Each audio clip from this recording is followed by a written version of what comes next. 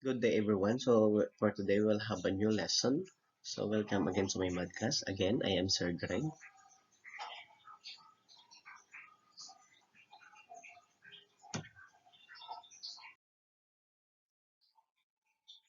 So, let's have our objectives for today. So, number one, we'll have to describe principal roots and tell whether they are rational or irrational. Number two, determine between what two integers the square root of a number. Number three, plot irrational numbers on the number line. Okay? So, those are our target for today. Let's have first the square root. What do we mean when we say square root? How do we take the square root of a number? Let's discuss this first. Square of a number, also called a perfect square. A number that is the square of a whole number can be represented by arranging object in a square.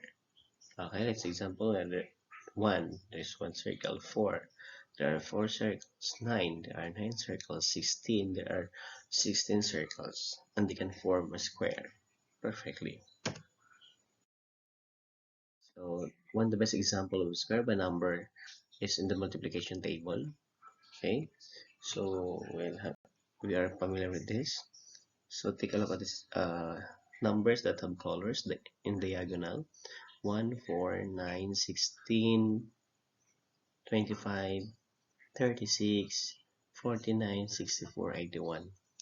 Again, this is an example of squaring a number. When we say squaring a number, we just have to multiply the numbers twice by itself, or we'll have to multiply the number 2 times by itself. Example 1. 1 times 1 is 1, right? 2. 2 times 2 is 4. 3. 3 times 3 is 9. 4. 4 times 4 is 16. And so on hanggang matapos na 9. So 9 times 9, 81. So ang tawag doon, squaring or number or integers. Okay, so itong diagonal na to na may color, ang tawag sa kanila is a perfect square. Bakit po ba perfect square? Kasi po, yung sagot natin kapag square natin yung numbers.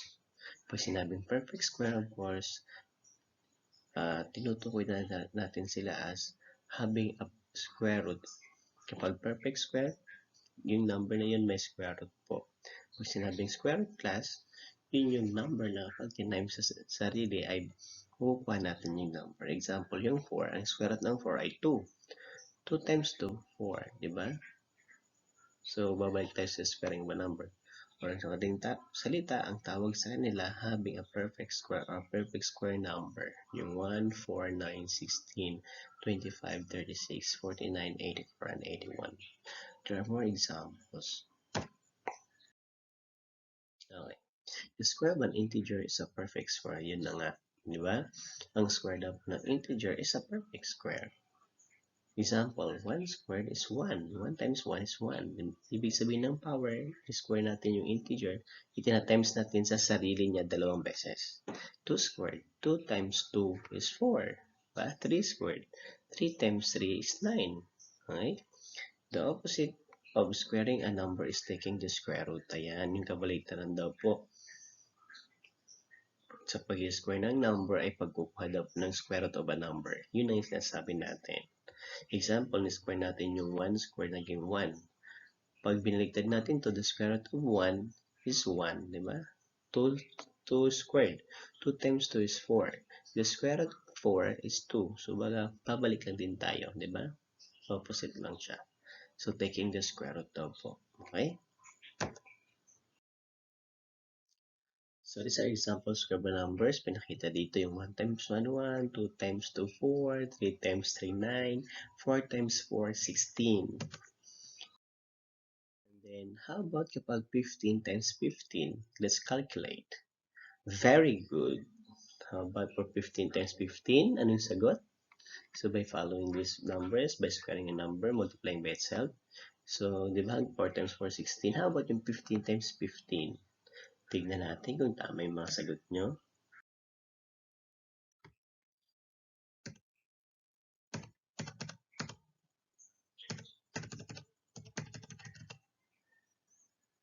Yan. So, dapat ang sagot ng 15 times 15 ay 225. Okay, these are the list of numbers from 1 to 15. Yan. Tapos, squaring those integers, naging ito yung mga sagot natin, yung color red. Yan po, multiplying by itself. Tawag dyan, squaring numbers or squared numbers or squaring integers. And then, yung reverse na, yung opposite ay taking the square root, diba? Sabi nga kanina, piniliwanag. Example, 4 times 4, the square is 16. The square root of 16 is 4, diba? Ayan, hanggang 15 example. So, I hope it is clear to you.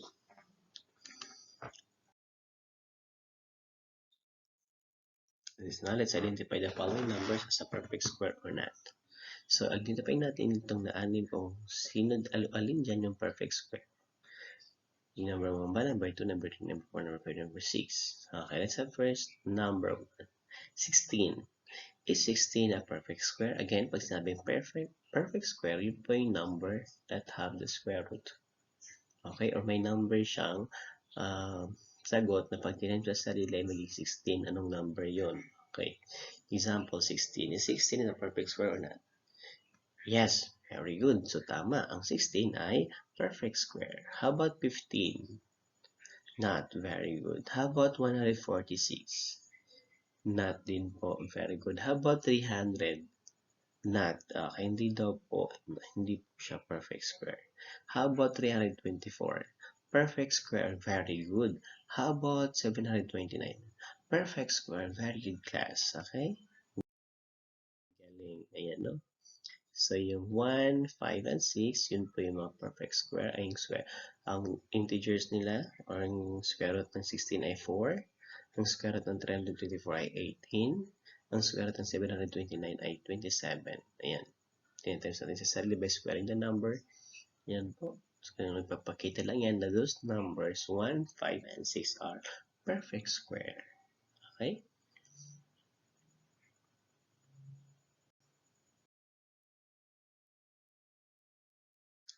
Square numbers.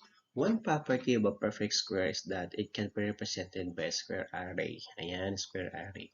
Each small square is in the array shown as a side length of 1 cm. Ito. So, sabi dito, square array, ibig sabihin nakabuo tayo ng squares. Itong maliit na square daw po, ang sukat nito ay 1 cm. The large square has a side length of 4 cm. Ayan, yung malaking square naman po, ang side nito ay 4 cm.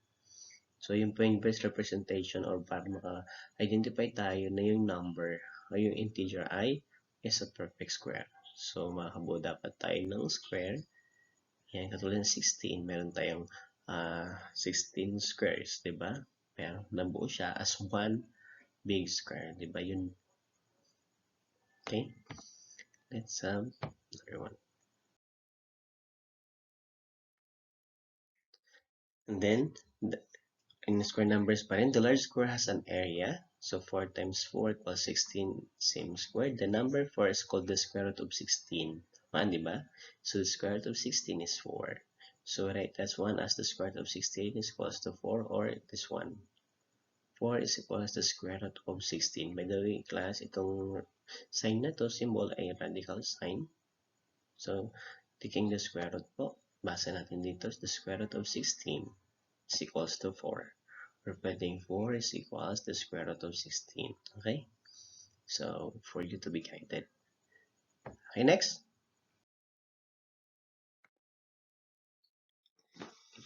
Define na dito sa square root, pero kanina na banggit na rin natin to. So, square root is a number which, when multiplied by itself, results in another number. Ayan. Yung sinasabi ko kanina, yung number kapag tinanim sa sarili, ay magiging sagot natin yung number na hinahanap o yung binigay sa inyo o pinapahanap. Example, we have the square root of 5. What number when multiplied by itself is equal to 25? So we have 5, right? So 5 times 5 is equal to 25. Diba? Kaya sinabi ito, 5 is the square root of 25. That's correct. Diba? Kasi po yung 5, pag tinaim sa 5, is equals to 25. Very good. O, diba? Ang galing. Dali lang, diba? O, paano na maghanap ng square roots? Okay. We can, ayan, Paano daw maghanap ng square root class? We can use the following strategy to find the square root of a large number. So, kung nahihirapan kayo maghanap ng square root ng number, lalo na kung malaki, so, pwede nating i-factor. Bawa, yung square root of 36, alam natin agad ng square root of 36 ay 6. Paano kung hindi mo agad alam sagot? Pwede muna natin i-factor yung 36. Katulad nito, naging 4 times 9, di ba? So by that, pag pinaghiwalay natin, pakikita natin na mayroong mga perfect square yung dalawa, yung factors. We have the square root. So maghiwalay natin maging the square root of 4 times the square root of 9. So by that, madali natin yung kuha yung square root kasi mababa yung numbers, tama? The square root of 4 is 2, the square root of 9 is 3. By then, we'll just have to multiply 2 times 3 and then magikuha natin yung sagot na 6. Okay? So ngayon, makuha na natin yung final answer. The square root of 36 is 6. That's it. Again, ginagawa lang to kapag bigger number or larger number. Or, pag hindi nyo alam kung square root ng number, gawin muna yung factors ng dalawa, tapos kunin yung square root ng factors, and then, kukuha na natin yung square root of the number, of that large number. Okay? So, that's how it is, class.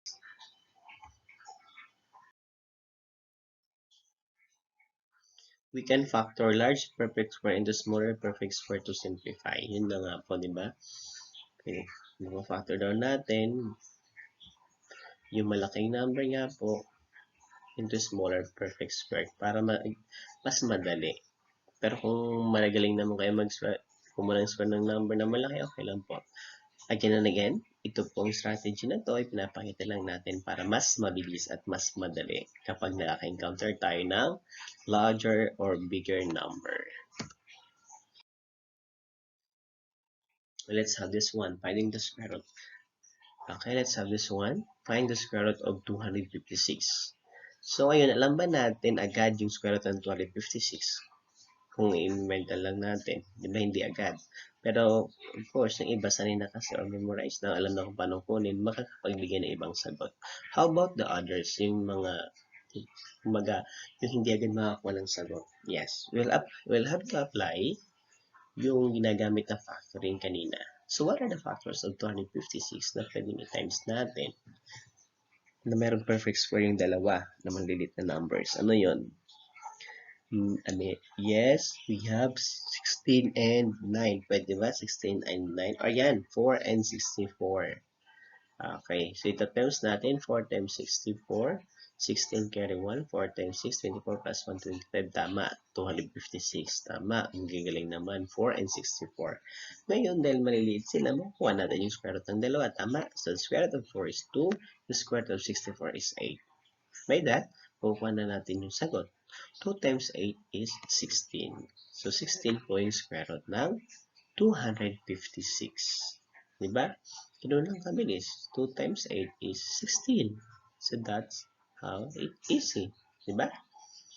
Okay. So, here are examples of squares and roots. Ibig sabihin ng squares class, yung po yung mga number na yes, na-square natin. Simba, 1 squared equals 1. Ayan po, 1 to 12. And then ito naman po yung mga sagot na 1 to 12, yung mga square root ng numbers. Yung mga sagot dito, di ba? Square root of 1 is 1.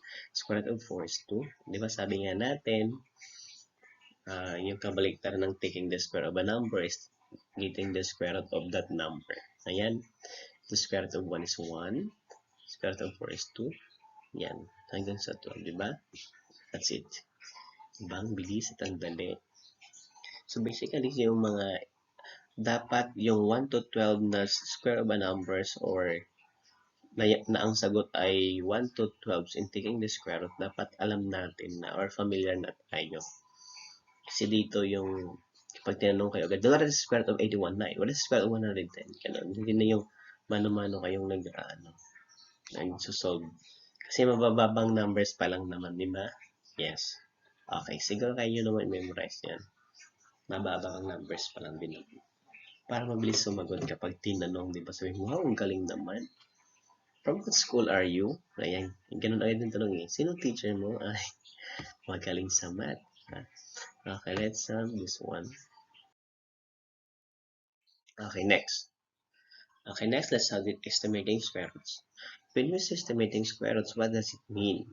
We'll just have to estimate what is the square root of that number. So, paano ba kunin yun o paano gawin? Yan, example, we have to estimate the square root of the square root of 25. Estimate natin square root ng 25. So, since yung 25 ay alam natin, so we have an answer of 5, right? Kasi 0.25 square root of 25 is 5. So, alam natin yung perfect square kasi yung 25. Then we have the square root of 49, 7, di ba? Alam natin, 7. So, 7 po yung sagot kasi alam natin 7 square root of 49, perfect square din po. How about the square root of 27? Is 27 a perfect square? Yes or no? So, in this case, anong gagawin natin para makuha natin square root ng 27?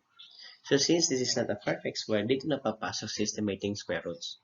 So, you'll just have to estimate kung saan po ba siya pumapalo, saan banda yung sagot. In between ba ng 5 and 6? In between po ba ng 7 and 8? In between po ba ng 9 and 10? Or in between po ba ng 4 and 5? So, ganun po tayo. Estimating lang po tayo. Okay.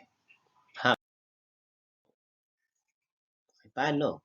Since 27 is not a perfect square, we have to use another method to calculate its square root. Ayan.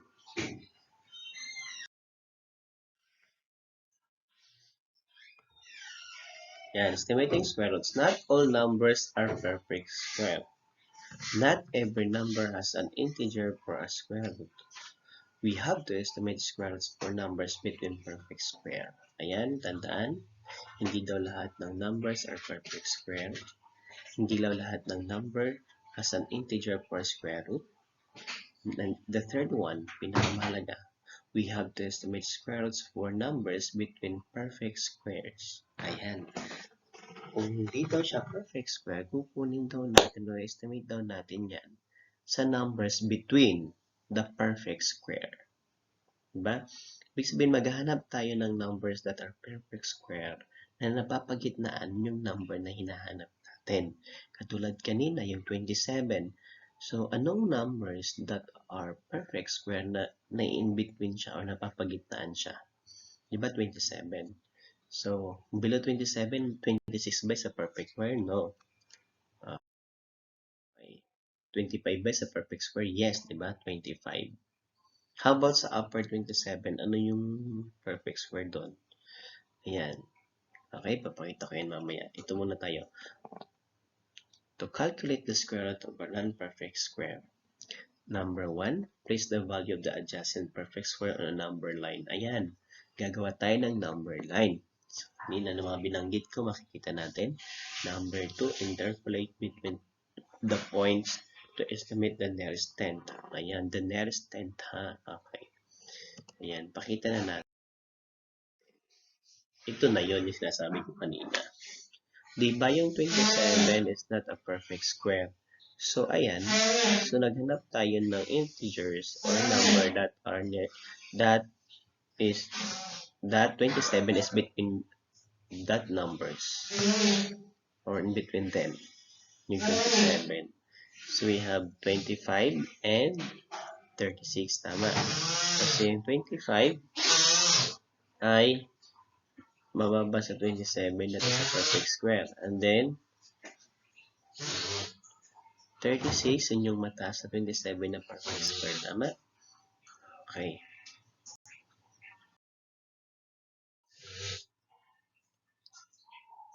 $25.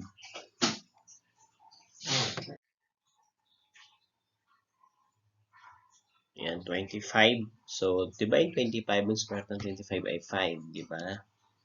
Ang 36 ay 6, di ba? Ayan.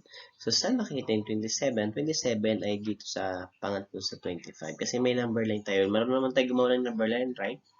We have the positive and negative integers yung number line. Since positive 27, so dito tayo nag-umpisa sa 25 pa 36. Okay. Ayan, di ba ang square root ng 25 ay 5? Ang square root ng 36 ay 6. So, tama na yung square root ng 27 ay in between ng 5 na number and 6. Naintindihan? So, pang ilan? So, 5. So, 5 kung 5 yung 25, so pang ilan siya? Line 1, 2.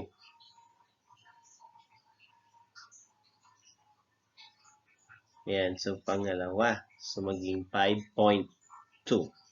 Okay? Tingnan natin. Ang kalahati niya ay dito. So, 5.2 lang. Yes, the square root of 27 is 5.2. Ayan, di ba? 5. Ito yung 27. So, 25, 26, 27, 28, 29, 30, 31, 32, 33, 34, 35, 36. Yung bawat bar may value. Simula sa 25, 26 kasunod, 27. Okay? Kinuha natin yung square root ng 25, which is 5. Square root ng 36, which is 6.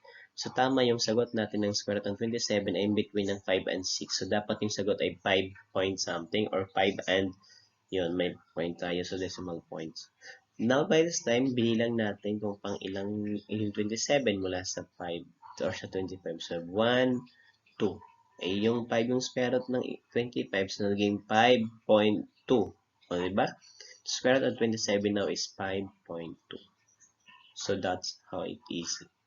So, estimating square roots po yan. So, 5.2. Ayan. Sige nga, i-times natin. Para malaman natin yung 27 niya. 5. Yun yung pag-check class. Para malaman natin kung taming square root ng number na nakuha natin, ita-times natin sa sarili niya. Na dapat bumalik tayo sa number na hinanap natin yung square root. Example, 27. Square root of 27. Ang sabi natin kanina, 5.2 or 5 and 2 tenths. Tama. Ito yung sinasabi natin, the nearest tens. Yun yung sinasabi natin kanina, the nearest tens. 5 and 2 tenths. So, if times nga natin yung 5 and 2 tenths by 5 and 2 tenths, we have 27 and 4 hundredths. O, diba?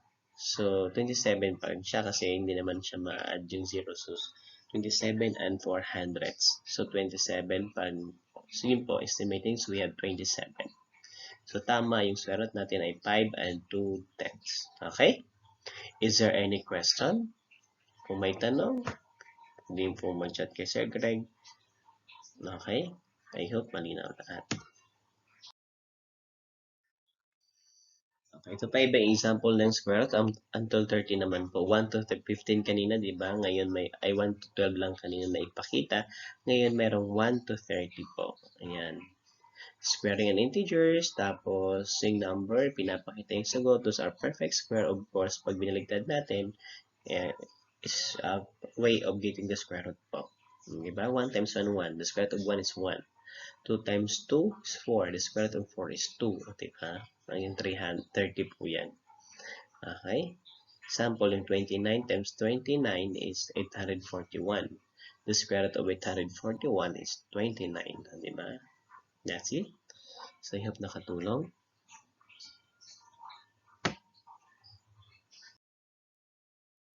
Let's have now rational or irrational.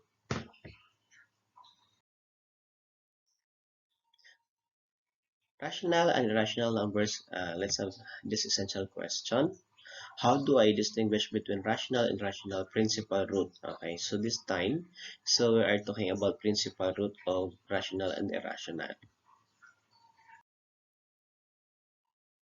So, ipaliwanag muna natin yung real numbers. So, set of real numbers, all numbers that can be written on a number line. It consists of the set of rational numbers and the set of irrational numbers. So, ano po ba yung rational numbers? Meron tayong rational numbers. Ano po ba yung real numbers? Ito ay rational numbers and then irrational numbers. So, what does rational numbers compose? We have integers, whole numbers, fractions, and decimals, diba? Pag sinabing irrational numbers, decimals siya, that are non-terminating and then non-repeating po. Yun yung irrational numbers. Yung rational, pwede siyang decimal number and then pwede fraction. Decimal number siya na terminating and then repeating, rational yon. Pero kapag decimal numbers na non-terminating, non-repeating, irrational yon. Okay? Or sa madaling salita, kapag yung number ay hindi siya perfect square, irrational siya. Example, the square root of 2. Irrational number po yun. Okay?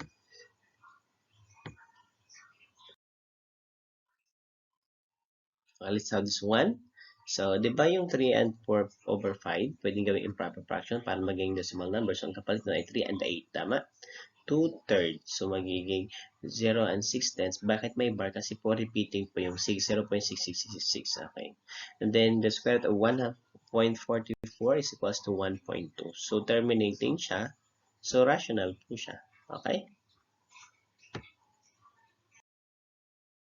Irrational numbers can be written only as decimals that do not terminate or repeat. They cannot be written as the quotient of two integers. If a whole number is not a perfect square, then its square root is an irrational number. For example, 2 is not a perfect square. So, the square root of 2 is irrational. Okay? Hindi sinasabi ko kanina. Kapag yung number is not a perfect square, and then yung square root doon niya is irrational number. Basta pag sinabing irrational number, ito na yung tatandaan lagi. Decimals that do not terminate, walang not terminating, ibig sabihin walang hangganan. And then, And then, not repeating or hindi na uulit. Example, the best example of irrational also is pi. Diba? Yung pi. Ayan, may caution dito. Repeating decimal may not appear to repeat in a calculator because calculators show a finite number of digits. Okay, pinapaliwanag dito. Baka kasi sabihin nyo, bakit sa calculator ay terminating naman? Kasi po, hindi po yan mag-a-appear dyan yung non-terminating kasi po, sabi nga, ang calculator has a finite. Ibig sabihin ng finite ay may hangganan, may dulo, yung number na binibigay na sagot. Pwedeng 4 digits lang, 5 digits lang, yung mula sa decimal points. Kasi nga, calculator po.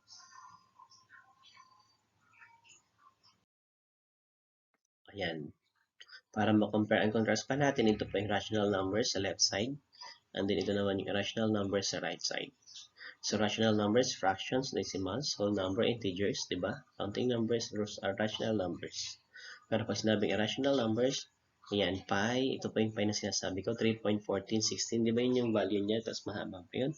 And then this one, 0.300, ayan o.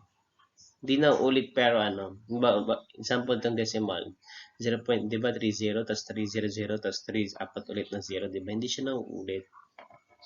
Yung ano, hindi katulad pag rational, 0.222, ganon. Di ba kaya may bar yung 0.21, ibig sabihin, 0.21, 21, 21, 21, ganon. Mauulit po siya, repeating. Yung rational, non-repeating, non-terminating. Katulad ng square root of 8, so hindi naman siya perfect square, kaya ang sagot dito ay irrational. Square root of 1.6, hindi rin siya perfect square, kaya ang sagot dito ay irrational. So those are irrational numbers. Naintindihan? Very good. Naintindihan.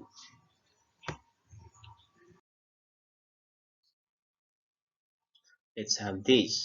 Identify natin kung rational or irrational yung principal root. By the way, kasi pag sinabing principal root po, yun yung sagot natin sa square root. Bawa, the square root of 5, i-identify na natin dito sa kanan para ma-identify nyo agad yung sagot. The square root of 5 is not a perfect square and 2.23 is non-terminating and non-repeating decimal. Ayan, may keywords na tayo, non-terminating and non-repeating. Ano yung sagot natin? Rational or irrational? Yes, we have irrational. Very good, IR or irrational. Then let's have letter B. The square root of 49 is a perfect square. Ayan, perfect square daw siya. So understood na yan na rational. Very good. Then letter C. The square root of 16 is a perfect square. 4 is a whole number, natural number, and integer. So letter C is rational. That's it. Very good. Let's have letter D. So 1 is a perfect square, understood na na rational, right? Very good. Then letter E, the square root of 8 is not a perfect square, and 2 point, yan. Non-terminating and non-repeating. Again, non-terminating, non-repeating, those are, or it is, irrational. And then letter F, square root of 52 is not a perfect square, non-terminating, non-repeating. Then again, it is irrational. Diba? Ang galing, bilis. That's it. Ang galing naman. Now let's have letter G. The square root of 256 is a perfect square. So rational siya. 16 ang square root niya, principal root. And then let's have letter H. We have the square root of 15 is not a perfect square and non-terminating. So we have irrational. How about for letter I? Not a perfect square and is non-terminating and non-repeating decimal. So, ang sagot ay, oh, kala nyo rational, that's irrational. Very good. See? So, I hope you learned a lot for today's lesson. So, thank you for listening. Okay? Thank you everyone for tuning in. Don't forget to subscribe. Again, I am Sir Greg, your math teacher. And then, thank you for listening once again.